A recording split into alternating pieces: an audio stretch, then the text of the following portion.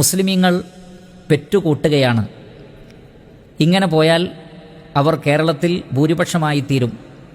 അങ്ങനെ അവരിൽ നിന്ന് മുഖ്യമന്ത്രിമാരും അതേപോലെ തന്നെ അവരുടെ ഭരണവും ഉണ്ടാകും എന്നൊക്കെ വെള്ളാപ്പള്ളി നടേശനും അതേപോലെ തന്നെ മറ്റു ചില തൽപര കക്ഷികളും പ്രചരിപ്പിക്കുന്നത് നമ്മുടെയൊക്കെ ശ്രദ്ധയിൽ പെട്ടിട്ടുണ്ട്. സത്യത്തിൽ വളരെ വലിയ ഒരു അജണ്ടയുടെ ഭാഗമായി പ്രചരിപ്പിക്കുന്ന ഒരു പൊള്ളയായ വാദമാണ്, കള്ളമാണ് അത് എന്ന് എല്ലാവർക്കും അറിയാം. കണക്കുകൾ വെച്ചുകൊണ്ട് തന്നെ ചാനൽ ചർച്ചകളിൽ നമുക്ക് കാണാൻ സാധിക്കും. ആ നിലക്കുള്ള ഒരു വലിയ വർധനവ് മുസ്ലിമീങ്ങളുടെ ജനസംഖ്യയിൽ ഉണ്ടാകുന്നുണ്ട്, ഹിന്ദുക്കളിൽ നിന്ന് കുറഞ്ഞു പോകുന്നുണ്ട് എന്നതൊക്കെ തെറ്റായ കണക്കുകളാണ്. ഇനി പോകട്ടെ, ഒരു വാദത്തിനു വേണ്ടി നാം അത് സമ്മതിച്ചു കൊടുക്കുകയാണെങ്കിൽ തന്നെ ബുദ്ധിയുള്ള ആളുകളെ ചിന്തിക്കുക. ഇന്ത്യയിലോ കേരളത്തിലോ ഏതെങ്കിലും ഒരു മതവിശ്വാസി മുഖ്യമന്ത്രിയാവുകയോ പ്രധാനമന്ത്രിയാവുകയോ ചെയ്താൽ ആ മതത്തിൻ്റെ അടിസ്ഥാനത്തിലുള്ള ഭരണമാണോ ഇന്ത്യയിൽ ഉണ്ടാവുക അല്ലെങ്കിൽ കേരളത്തിലുണ്ടാവുക? ഒരിക്കലും അങ്ങനെയല്ലല്ലോ. ഇന്ത്യയിൽ ഒരു ഭരണഘടനയുണ്ട്, ഒരു ജനാധിപത്യ മതേതരത്വ സംവിധാനമുണ്ട്, വ്യക്തമായി നിർവചിക്കപ്പെട്ട ഭരണ സംവിധാനമുണ്ട്. ആര് അധികാരത്തിൽ വന്നാലും ഈ ഭരണഘടന അനുസരിച്ചേ അവർക്ക് ഭരിക്കാൻ കഴിയുള്ളൂ. അല്ലാതെ ഹിന്ദു മുഖ്യമന്ത്രിയായി അല്ലെങ്കിൽ ഒരു ഹിന്ദുവായ ഒരാൾ പ്രധാനമന്ത്രിയായാൽ ഹിന്ദു നിയമപ്രകാരമോ ഹിന്ദു രാഷ്ട്രത്തിലെ നിയമങ്ങൾ അനുസരിച്ചുകൊണ്ടോ ആണോ ഇവിടെ ഭരണം നടക്കുന്നത്? നമുക്ക് തന്നെ അറിയാം, ഹിന്ദുത്വം വാദിക്കുന്ന ആളുകളാണല്ലോ നമ്മുടെ രാജ്യം ഭരിച്ചുകൊണ്ടിരിക്കുന്നത് എന്ന് കരുതി അവർ ഈ രാജ്യത്തെ ഹിന്ദു രാഷ്ട്രമാക്കിയിട്ട് ഹിന്ദു നിയമപ്രകാരമാണോ ഭരിച്ചുകൊണ്ടിരിക്കുന്നത്? അല്ല. അതേപോലെ തന്നെ കേരളത്തിൽ ഹിന്ദു മുഖ്യമന്ത്രിമാരുണ്ടായിട്ടുണ്ട്, അതേപോലെ തന്നെ ക്രൈസ്തവരിൽ നിന്ന് മുഖ്യമന്ത്രിമാരുണ്ടായിട്ടുണ്ട്. അതേപോലെ തന്നെ ഒരു കുറഞ്ഞ കാലമാണെങ്കിലും CH മുഹമ്മദ് കോയ സാഹിബ് അദ്ദേഹം മുഖ്യമന്ത്രിയായിട്ടുണ്ട്. അപ്പോൾ ക്രിസ്ത്യാനിയായ ഒരാൾ മുഖ്യമന്ത്രിയാകുമ്പോൾ ക്രിസ്തീയ നിയമം അനുസരിച്ചാണോ ഇവിടെ ഭരണം നടക്കുന്നത്? ഹിന്ദുവായ ഒരാൾ ഭരണം നടത്തുമ്പോൾ ആ രൂപത്തിലാണോ ഇവിടെ ഭരണം നടക്കുന്നത്? അല്ല. ഇന്ത്യ രാജ്യത്ത് ആര് ഭരിച്ചാലും, ഏത് മതവിശ്വാസി ഭരിച്ചാലും ഇന്ത്യക്കൊരു ഭരണഘടനയുണ്ട്. ആ ഭരണഘടന അനുസരിച്ചേ ഇവിടെ ഭരിക്കാൻ കഴിയുകയുള്ളൂ എന്നുള്ളത് ആർക്കാണ് അറിയാത്തത്?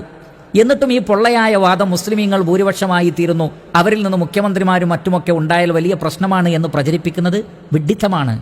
അറിവില്ലാത്ത ആളുകളെ, ചിന്താശേഷിയില്ലാത്ത ആളുകളെ, വിവേകമില്ലാത്ത ആളുകളെ ഏതെങ്കിലും നിലക്ക് ഇളക്കിവിടാനല്ലാതെ ബുദ്ധിയും വിവരവും വിവേകവുമുള്ള ചിന്താശേഷിയുള്ള ആളുകൾക്ക് ഇത്തരം വാർത്തകളുടെ, ഇത്തരം സംസാരങ്ങളുടെ പൊള്ളത്തരങ്ങൾ മനസ്സിലാക്കുവാൻ സാധിക്കുന്നതാണ്. ഇനി ഒന്നുകൂടി നമ്മൾ സങ്കല്പിച്ച് പറയുക, ഇന്ത്യയിലോ അതല്ലെങ്കിൽ കേരളത്തിലോ ഇസ്ലാമികമായ ഭരണമുണ്ടായി എന്ന് കരുതുക. അതുകൊണ്ട് ഈ രാജ്യത്തിലെ അമുസ്ലിമീങ്ങൾക്കോ മറ്റോ എന്തെങ്കിലും പ്രശ്നങ്ങളുണ്ടാകുമോ? അങ്ങനെ ഉണ്ടാകുമെങ്കിൽ നമ്മളൊന്ന് ചിന്തിക്കുക, ഇന്ത്യയിലുള്ള എത്രയെത്ര അമുസ്ലിമീങ്ങളാണ് ഇസ്ലാമിക രാജ്യങ്ങളിൽ ജോലി ചെയ്യുന്നത്, അവിടെ താമസിക്കുന്നത്, അവിടെ ബിസിനസ് നടത്തുന്നത്? ഈ പറയുന്ന ആളുകളുടെ സമുദായത്തിൽപ്പെട്ട ആളുകളും അമുസ്ലിമീങ്ങളായ ലക്ഷക്കണക്കിന് ആളുകളും ഇസ്ലാമിക രാജ്യങ്ങളിൽ, മുസ്ലിമീങ്ങൾ ഭൂരിപക്ഷമുള്ള രാജ്യങ്ങളിൽ, പോകട്ടെ ഇസ്ലാമിക ഭരണമുള്ള രാജ്യങ്ങളിലാണ് ജോലി ചെയ്യുന്നത്, അതേപോലെ തന്നെ ബിസിനസ്സുകൾ നടത്തുന്നത്. ഇവരാരെങ്കിലും അവരെ തിരിച്ചു വിളിച്ചോ? മുസ്ലിമീങ്ങൾ ഭൂരിപക്ഷമുള്ള രാജ്യം പ്രശ്നമാണ്, ഇസ്ലാമിക ഭരണമുള്ള രാജ്യങ്ങൾ പ്രശ്നമാണ്, അവിടെ നമുക്ക് ജീവിക്കാൻ കഴിയില്ല, അതുകൊണ്ട് നിങ്ങളെല്ലാവരും ഇന്ത്യയിലേക്ക് തിരിച്ചു വരണം എന്ന് പറഞ്ഞുകൊണ്ട് ഇവരാരെങ്കിലും പറയുന്നുണ്ടോ? പറയുന്നില്ല എന്ന് മാത്രമല്ല, ഈ പറയുന്ന ആളുകൾക്ക് തന്നെ വലിയ വലിയ ബിസിനസ്സുകൾ ഗൾഫ് രാജ്യങ്ങളിലുണ്ട് എന്നതാണ് യാഥാർത്ഥ്യം. എത്രയോ സമാധാനത്തോടുകൂടി സുരക്ഷിതത്വത്തോടുകൂടിയാണ് ഇസ്ലാമിക രാജ്യങ്ങളിൽ മുസ്ലിമീങ്ങളല്ലാത്ത ആളുകൾ ജീവിച്ചുകൊണ്ടിരിക്കുന്നത്. ഒരു പ്രശ്നവും അവിടങ്ങളിലില്ല. മുസ്ലിമീങ്ങൾ ഭൂരിപക്ഷമായതുകൊണ്ടോ ഇനി ഇസ്ലാമിക ഭരണം തന്നെ വന്നതുകൊണ്ടോ തന്നെ ലോകത്ത് ആർക്കും ആ നിലക്കുള്ള ഒരു പ്രയാസവും ഒരു പ്രശ്നവും ഉണ്ടാവുകയില്ല എന്നുള്ളതാണ് യാഥാർത്ഥ്യം. അതുകൊണ്ട് തന്നെ ഇത്തരത്തിലുള്ള ജൽപ്പനങ്ങളെ അർഹിക്കുന്ന അവജ്ഞയോടുകൂടി തള്ളിക്കളയാൻ കേരള സമൂഹം തയ്യാറാവണം എന്നാണ് ഓർമ്മപ്പെടുത്താനുള്ളത്. അതേ സന്ദർഭത്തിൽ മുസ്ലിമീങ്ങളോടും അമുസ്ലിമീങ്ങളോടും ഒക്കെ ഓർമ്മപ്പെടുത്താനുള്ളത്, മുസ്ലിമീങ്ങൾ പെറ്റുപെരുകുന്നു എന്ന് പറഞ്ഞല്ലോ, ധാരാളമായി പ്രസവിക്കുക എന്നുള്ളത് ഇസ്ലാം പ്രോത്സാഹിപ്പിച്ചിട്ടുള്ള ഒരു കാര്യം തന്നെയാണ്, അതിൽ യാതൊരു സംശയവുമില്ല. അത് പക്ഷേ ഈ ആളുകൾ കരുതുന്നത് പോലെ ധാരാളം മുസ്ലിമീങ്ങൾ ഉണ്ടായിട്ട് രാജ്യം പിടിച്ചടക്കുവാനോ മുഖ്യമന്ത്രി കസേരയിലോ പ്രധാനമന്ത്രി കസേരയിലോ ഇരിക്കാൻ വേണ്ടിയോ അല്ല, ഭരണം നടത്താൻ വേണ്ടിയല്ല, മറിച്ച് പ്രവാചകൻ അത് കൃത്യമായി എന്തിനാണ് എന്ന് പഠിപ്പിക്കുന്നുണ്ട്. ഹദീസ് ഗ്രന്ഥങ്ങളിൽ കാണാം, നമുക്ക് കാണാൻ സാധിക്കും. റസൂലുള്ളാഹി സ്വല്ലല്ലാഹു അലൈഹി വസല്ലമയുടെ അടുക്കൽ ഒരാൾ വന്നിട്ട് പറയുകയാണ്, അല്ലാഹുവിൻ്റെ റസൂലേ, ഇന്നി അസബ്തു ഇംറഅതൻ ദാത ഹസബിൻ വജമാലിൻ വഇന്നഹാ ലാ തലിദു അഫ അതസവ്വജുഹാ. അല്ലാഹുവിൻ്റെ റസൂലെ, നല്ല ഭംഗിയുള്ള തറവാടിത്തമുള്ള ഒരു സ്ത്രീയുടെ വിവാഹാലോചന എനിക്ക് വന്നിട്ടുണ്ട്, പക്ഷേ അവളുടെ ഒരു ഹിസ്റ്ററി എന്ന് പറയുന്നത് നേരത്തെ കല്യാണം കഴിച്ച സ്ത്രീയാണ്, അവൾക്ക് മക്കളുണ്ടാവുകയില്ല, അവൾ പ്രസവിക്കുകയില്ല. അപ്പോൾ പ്രസവിക്കാത്ത ഒരു പെണ്ണിനെ ഞാൻ കല്യാണം കഴിക്കട്ടെ എന്ന് ചോദിച്ചപ്പോൾ നബി സല്ലല്ലാഹു അലൈഹി വസല്ലം പറഞ്ഞതില്ല, വേണ്ട എന്നാണ്. അദ്ദേഹം സുമ്മ അതാഹു സാനിയ ഫനഹാഹു സുമ്മ അതാഹു സാലിസ, 2 തവണ അല്ല 3 തവണ അദ്ദേഹം വന്നു ഇതേ ചോദ്യവുമായി. ശേഷം അള്ളാഹുവിൻ്റെ പ്രവാചകൻ ബോധ്യപ്പെടുത്തി, തസവ്വജുൽ വദൂദൽ വലൂദ്, നിങ്ങൾ ധാരാളമായി പ്രസവിക്കുന്ന സ്നേഹസമ്പന്നരായ സ്ത്രീകളെ നിങ്ങൾ കല്യാണം കഴിക്കുക. ഫഇന്നി മുകാസിറും ബിക്കുമുൽ ഉമമ യൗമൽ ഖിയാമ, ഖിയാമത്ത് നാളിൽ ഞാൻ നിങ്ങളുടെ എണ്ണത്തിലുള്ള ആധിക്യം കൊണ്ട് എനിക്ക് അഭിമാനിക്കാമല്ലോ എന്നാണ്. നമുക്കെല്ലാവർക്കും അറിയാം, ഇസ്ലാമിക വിശ്വാസപ്രകാരം മരണാനന്തരം ഒരു ജീവിതമുണ്ട്. ആ മരണാനന്തര ജീവിതത്തിൽ അടിയുറച്ച് വിശ്വസിക്കുന്നവരാണ് മുസ്ലിമുകൾ. അവിടെ ഓരോ സമുദായവും അവരവരുടെ പ്രവാചകന്മാരുടെ കൂടെയാണ് ഉയർത്തെഴുന്നേൽപ്പിക്കപ്പെടുന്നത്. ഓരോ സമൂഹവും അവരുടെ പ്രവാചകന്മാരുടെ കൂടെയായിരിക്കും.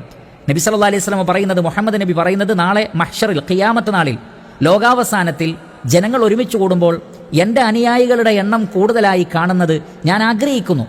അതുകൊണ്ട് തന്നെ നിങ്ങൾ പ്രസവിക്കുന്ന സ്ത്രീകളെ കല്യാണം കഴിക്കണം, പ്രസവിക്കാത്തൊരവസ്ഥ ഉണ്ടാവരുത് എന്നാണ് പ്രവാചകൻ പഠിപ്പിക്കുന്നത്.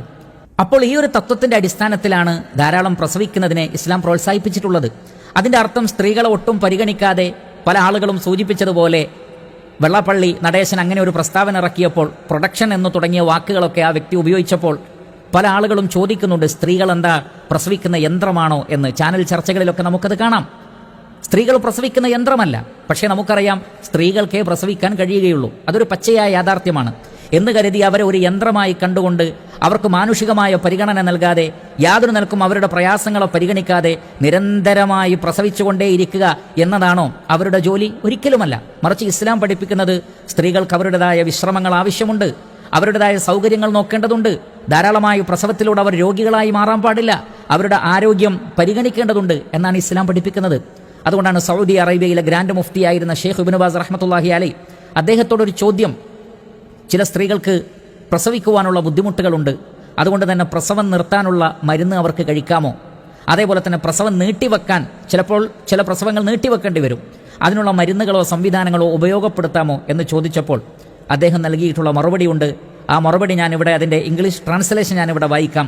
അദ്ദേഹം പറയുന്നത്, if there is a need for it, such as when the woman is ill and cannot endure pregnancy, or if she has a condition in her womb that makes pregnancy harmful or life threatening, then there is no objection to avoiding pregnancy and there is no harm in using birth control pills. അദ്ദേഹം പറയുന്നത്, സ്ത്രീകൾ ഏതെങ്കിലും നിലക്ക് രോഗികളാവുകയോ അവർക്ക് പ്രസവിക്കുവാൻ എന്തെങ്കിലും ബുദ്ധിമുട്ടുണ്ടാവുകയോ അത് സ്ത്രീകൾക്ക് ഏതെങ്കിലും നിലക്ക് അവരുടെ ജീവന് ഭീഷണിയായി തീരുകയോ ഒക്കെ ചെയ്യുന്ന സന്ദർഭങ്ങളിൽ അവർക്ക് പ്രസവം അവസാനിപ്പിക്കാം. അതേപോലെ തന്നെ അവയ്ക്കിടയിൽ ഗ്യാപ്പുകൾ ഉണ്ടാകാം എന്ന് മാത്രമല്ല, ഒന്നുകൂടി അദ്ദേഹം ആഡ് ചെയ്ത് പറയുന്നു, likewise if she has many children who have come in quick succession and it is difficult for her to care for them due to their number, then it is permissible for her to use birth control pills with her husband's permission for a short period. ഒരു സ്ത്രീക്ക് ഒന്നിലധികം കുട്ടികളുണ്ട്, അവരെ വളർത്തിക്കൊണ്ടുവരുന്നതിൽ അവൾക്ക് പ്രയാസമുണ്ട് എങ്കിൽ അടുത്ത കുട്ടി ഉണ്ടാവുന്നതിന് മുമ്പ് ഒരു ഗ്യാപ്പ് ഉണ്ടാകുവാൻ വേണ്ടി മരുന്ന് ഉപയോഗിക്കുന്നത് ഭർത്താവിൻ്റെ പെർമിഷനോടുകൂടി സ്ത്രീക്ക് അനുവദനീയമാണ്. അപ്പോൾ കുട്ടികളെ നന്നായി അവൾക്ക് നോക്കാൻ പറ്റും, പരിപാലിക്കാൻ പറ്റും.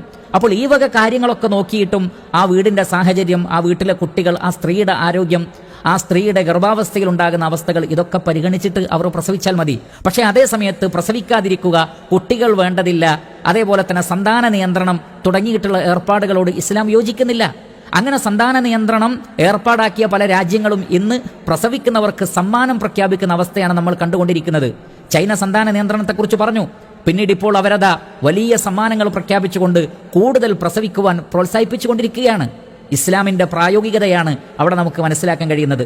ജപ്പാനും അതേ കാര്യം തന്നെ ചെയ്തു. ഇപ്പോഴിതാ ഈ അടുത്ത കാലത്ത് നിങ്ങളൊക്കെ കണ്ടിട്ടുണ്ടാകും, റഷ്യയിൽ സ്കൂൾ കുട്ടികൾക്ക് വരെ വലിയ ആനുകൂല്യങ്ങളും സമ്മാനങ്ങളും നൽകുകയാണ് പ്രസവിക്കാൻ വേണ്ടി. സ്കൂൾ കുട്ടികളായ പെൺകുട്ടികൾക്ക് വലിയ സമ്മാനങ്ങൾ ഓഫർ ചെയ്യാണ്. എന്താണ്? നിങ്ങൾ പ്രസവിക്കാൻ തയ്യാറാണെങ്കിൽ ഗവൺമെൻറ് നിങ്ങളെ സഹായിക്കാം. എന്താണ്? ജനസംഖ്യ കുറഞ്ഞുകൊണ്ടിരിക്കുകയാണ്, സന്താന നിയന്ത്രണം. അങ്ങനെ ഒരു അവസ്ഥ ഉണ്ടാവരുത് എന്നാണ് ഇസ്ലാം ആവശ്യപ്പെടുന്നത്. അതുകൊണ്ട് ഈ ഭൂമി മനുഷ്യർക്ക് ജീവിക്കാനുള്ളതാണ്. മനുഷ്യർ ഭൂമിയിൽ ഉണ്ടാകണം. ഭൂമിയിലുള്ളതെല്ലാം തന്നെ മനുഷ്യർക്ക് വേണ്ടി സംവിധാനിക്കപ്പെട്ടതാണ്. അതുകൊണ്ട് തന്നെ ആ നിലക്കുള്ള ഒരു നിയന്ത്രണത്തിന്റെ ആവശ്യമില്ല. ജനങ്ങൾക്ക് മുഴുവൻ ഭക്ഷണം നൽകുന്നത് അള്ളാഹുവാണ്. പ്രപഞ്ചത്തിലെ സമസ്ത ജീവജാലങ്ങൾക്കും ഭക്ഷണം നൽകുന്നവൻ അള്ളാഹുവാണ്. അവൻ എല്ലാവർക്കും ഭക്ഷണം നൽകും. അതുകൊണ്ട് ദാരിദ്ര്യത്തെ ഭയന്നുകൊണ്ട് നിങ്ങൾ കുഞ്ഞുങ്ങളെ കൊന്നുകളയരുത്, ഭ്രൂണഹത്യ ചെയ്യരുത്, അതേപോലെയുള്ള കാര്യങ്ങൾ ചെയ്യരുത് എന്നാണ് ഇസ്ലാം പഠിപ്പിക്കുന്നത്. എന്നാൽ അതേ സന്ദർഭത്തിൽ അത് സ്ത്രീകളെ ബുദ്ധിമുട്ടിക്കുന്ന രൂപത്തിലല്ല. നാം നേരത്തെ മനസ്സിലാക്കി. സ്വഹീഹായ ഹദീസിൽ കാണാൻ സാധിക്കും, ജാബിർ ബിൻ അബ്ദുല്ലാഹ് റളിയല്ലാഹു അൻഹു പറയുന്നത്, കുന്നാ നഅ്സിൽ വൽ ഖുർആനു യൻസിൽ വലൗ കാന ഷൈഅൻ യുൻഹാ അൻഹു ലനഹാന അൻഹുൽ ഖുർആൻ. ഇമാം ബുഖാരിയും മുസ്ലിമും ഉദ്ധരിക്കുന്ന ഹദീസിൽ നമുക്ക് കാണാം, ജാബിർ ബിൻ അബ്ദുല്ലാഹ് റളിയല്ലാഹു അൻഹു പറയുകയാണ്, we used to practise withdrawal while the Quran was being revealed. Quran അവതരിപ്പിക്കപ്പെടുന്ന സന്ദർഭങ്ങളിൽ ഞങ്ങൾ ഭാര്യമാരുമായി ഇണചേരുമ്പോൾ ബീജം ഉള്ളിലേക്ക് പ്രവേശിക്കാതെ ഞങ്ങൾ ശ്രദ്ധിച്ചിരുന്നു. പരിശുദ്ധ ഖുർആൻ അവതരിപ്പിക്കപ്പെടുന്ന സന്ദർഭത്തിലാണ് ഞങ്ങൾ അങ്ങനെ ചെയ്തത്. പക്ഷേ ഖുർആനിൽ ആ വിഷയവുമായി ബന്ധപ്പെട്ട് യാതൊരു വിലക്കും വന്നിട്ടില്ല. And if it had been something forbidden the Quran would have prohibited it. അത് വല്ല വിലക്കപ്പെട്ട കാര്യവുമായിരുന്നെങ്കിൽ പരിശുദ്ധ ഖുർആൻ അത് വിലക്കുമായിരുന്നു. അപ്പോൾ ഞങ്ങൾ ശ്രദ്ധിച്ചിരുന്നു. അപ്പോൾ നിരന്തരമായി പ്രസവിക്കുന്ന യന്ത്രങ്ങളായി കാണുക എന്നതിനപ്പുറത്ത് ആവശ്യത്തിന് മക്കളുണ്ടാകണം.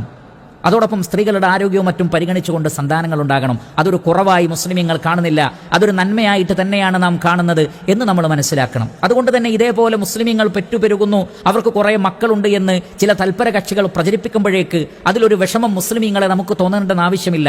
നമ്മുടെ പ്രവാചകൻ നമ്മുടെ എണ്ണം കൊണ്ട് അഭിമാനിക്കും എന്നുള്ളത് നാമൊക്കെ ഇഷ്ടപ്പെടുന്ന കാര്യമാണ്. അതുകൊണ്ട് തന്നെ ആവശ്യത്തിന് മക്കൾ ഉണ്ടാവുക എന്നുള്ള ആ ഇസ്ലാമിക നിയമത്തോട് ഒരു പ്രയാസവും ആർക്കും തോന്നേണ്ടതില്ല. അത് പക്ഷേ ഞാൻ നേരത്തെ സൂചിപ്പിച്ചതുപോലെ തൽപര കക്ഷികൾ പ്രചരിപ്പിക്കുന്ന ഉദ്ദേശത്തിലല്ല. ഇവിടെ മുഖ്യമന്ത്രി കസേര കണ്ടുകൊണ്ടോ പ്രധാനമന്ത്രി കസേര കണ്ടുകൊണ്ടോ ഒരു രാഷ്ട്രത്തിന്റെ ഭരണം കണ്ടുകൊണ്ടോ അല്ല അത് എന്നുള്ളത് പ്രത്യേകം നമ്മൾ മനസ്സിലാക്കണം. അതുകൊണ്ട് പ്രിയപ്പെട്ട സഹോദരങ്ങളെ, ഇത്തരത്തിലുള്ള പ്രചരണങ്ങളൊക്കെ വളരെ വലിയ അജണ്ടകളുടെ ഭാഗമായി നടത്തപ്പെടുന്നതാണ്. പല കാരണങ്ങളും അതിനുണ്ട്. അതിലൊന്ന് വ്യക്തമായ രാഷ്ട്രീയ കാരണങ്ങളാണ്. ജനങ്ങൾക്കിടയിൽ മതസ്പർദ്ധ ഉണ്ടാക്കുക, സാമുദായിക സ്പർദ്ധ ഉണ്ടാക്കുക, എന്നിട്ട് ആളുകളെ തമ്മിൽ തല്ലിച്ചുകൊണ്ട് തങ്ങളുടേതായ വോട്ടുകളും മറ്റ് കാര്യങ്ങളും നേടിയെടുത്തിട്ട് ഭരണത്തിൽ അള്ളിപ്പിടിച്ച് നിൽക്കാനോ ഭരണത്തിലേക്ക് പ്രവേശിക്കാനോ ഉള്ള ആഗ്രഹം കൊണ്ട് ചില തൽപര കക്ഷികൾ ചെയ്യുന്ന പ്രവൃത്തിയാണത്. അവർ സമുദായങ്ങൾ തമ്മിൽ എന്നും ഭിന്നിച്ച് നിൽക്കണമെന്ന് ആഗ്രഹിക്കുന്നവരാണ്. അതിൻ്റെ ഭാഗമായി മനഃപൂർവ്വം അവർ ഉണ്ടാക്കിയെടുക്കുന്ന വാർത്തകളും വർത്തമാനങ്ങളുമാണ് ഇത് എന്ന് നമ്മൾ മനസ്സിലാക്കണം. അതേപോലെ തന്നെ പലപ്പോഴും ഇസ്ലാമുമായി ബന്ധപ്പെട്ട വിഷയങ്ങൾ, മുസ്ലിമീങ്ങളുമായി ബന്ധപ്പെട്ട വിഷയങ്ങൾ ചർച്ചകളിൽ നിറഞ്ഞു നിൽക്കണം എന്ന് പലപ്പോഴും ഭരണകൂടം പോലും ആഗ്രഹിക്കുന്നുണ്ടോ എന്ന് നമുക്ക് തോന്നിപ്പോവുകയാണ്. എന്താണ് കാരണം ഇസ്ലാമുമായി ബന്ധപ്പെട്ട ഒരു ചർച്ച വന്നു കഴിഞ്ഞാൽ പിന്നെ ചാനലുകൾക്കൊക്കെ ആഘോഷങ്ങളാണല്ലോ. അവർ അതുമായി ബന്ധപ്പെട്ട ചർച്ചകൾ നിരന്തരമായി നടത്തും. അപ്പോൾ വളരെ പ്രധാനപ്പെട്ട ഗൗരവമേറിയ പല വിഷയങ്ങളും മറക്കപ്പെടുന്നു. ജനങ്ങളുടെ ശ്രദ്ധ അതിൽ നിന്ന് തെറ്റിപ്പോകുന്നു. ഭരണകൂടത്തിന്റെ ഒട്ടനവധി കെടുകാര്യസ്ഥതകൾ, ഇവിടെ തൊഴിലില്ലായ്മയുണ്ട്, സ്വജനപക്ഷപാതിത്വമുണ്ട്, മറ്റു ഒട്ടനവധി സാമ്പത്തിക ക്രമക്കേടുകളുണ്ട്, അതേപോലെയുള്ള വിവേചനങ്ങളുണ്ട്, അതേപോലെ ഒട്ടനവധി തിന്മകൾ വ്യാപിച്ചുകൊണ്ടേയിരിക്കുന്നു. മദ്യവും മയക്കുമരുന്നും അതേപോലെയുള്ള ഒട്ടനവധി കാര്യങ്ങളിലുള്ള വർധനവ്, കൊലപാതകങ്ങളിലുള്ള വർധനവ്, അതേപോലെ തന്നെ ബലാത്സംഗങ്ങളിലും സ്ത്രീ പീഡനങ്ങളിലുമുള്ള വർധനവ്, മറ്റു ഒട്ടനവധി സാമ്പത്തികമായ തട്ടിപ്പുകൾ എല്ലാം നടക്കുന്നുണ്ട്. ഇത്തരം വിഷയങ്ങളിലേക്കൊക്കെയുള്ള ശ്രദ്ധ, മാധ്യമപ്രവർത്തകരുടെ ശ്രദ്ധ തെറ്റിച്ചു കളയുവാനും ജനങ്ങളുടെ ശ്രദ്ധ തെറ്റിച്ചു കളയുവാനും മറ്റു ചില ഇതേപോലെയുള്ള വിഷയങ്ങൾ ഇട്ടുകൊടുത്താൽ അവർ അതിൽ കടിച്ചു തൂങ്ങി അതുമായി ചർച്ച ചെയ്തുകൊള്ളും. അതുകൊണ്ട് തന്നെ നമ്മുടെ കാര്യം ആരും ശ്രദ്ധിക്കുകയില്ല എന്ന ഒരു ലക്ഷ്യത്തോടു കൂടിയാണ് പലപ്പോഴും ഇതേപോലെയുള്ള കാര്യങ്ങൾ സമൂഹത്തിൽ വലിയ ചർച്ചയായിത്തീരുന്നത്, മനഃപൂർവ്വം അത്തരം വിഷയങ്ങൾ ചർച്ചയിലേക്ക് കൊണ്ടുവരുന്നത് എന്നാണ് പലപ്പോഴും നിരീക്ഷകന്മാർക്ക് തോന്നുന്നത്. അതുകൊണ്ട് സഹോദരങ്ങളെ, ഇത്തരത്തിലുള്ള വാർത്തകളൊക്കെ പറയുമ്പോൾ അർഹിക്കുന്ന അവജ്ഞയോടുകൂടി അതിനെ തള്ളിക്കളയുകയും നമ്മുടെ സാഹോദര്യവും ഇതര മതങ്ങൾക്കിടയിലും ഇതര ദർശനങ്ങൾക്കിടയിലും ആ ആദർശപരമായ വ്യതിയാനം നിലനിൽക്കെ തന്നെ സൗഹൃദമായ ഒരു അന്തരീക്ഷം നിലനിർത്തുവാനും ഐക്യത്തോടുകൂടി പരസ്പര ധാരണയോടുകൂടി മുന്നോട്ട് പോകുവാനുമാണ് നാം തയ്യാറാവേണ്ടത്. മതസ്പർദ്ധയുണ്ടാക്കുന്ന, ജനങ്ങളെ തമ്മിൽ തല്ലിക്കുന്ന ഇതേപോലെയുള്ള ആളുകളെ നമ്മൾ അവഗണിക്കണം. അവരെ അത്തരം സ്ഥാനങ്ങളിൽ നിന്ന് നീക്കാനുള്ള ശക്തമായ പ്രേരണകൾ ഉണ്ടാകണം. ഗവൺമെന്റ് ഇടപെട്ടുകൊണ്ട് അത്തരം ആളുകളെ അവരുടേതായ സംവിധാനങ്ങളും നീതിയുടെ അടിസ്ഥാനത്തിലും അത്തരം ആളുകളെ നിലക്ക് നിർത്താൻ വേണ്ടി ശ്രമിക്കണം. അങ്ങനെ നമ്മുടെ സാമൂഹികമായ സൗഹൃദ അന്തരീക്ഷത്തെ തകർക്കാൻ ഒരു നിലക്കും നമ്മൾ സമ്മതിക്കരുത്.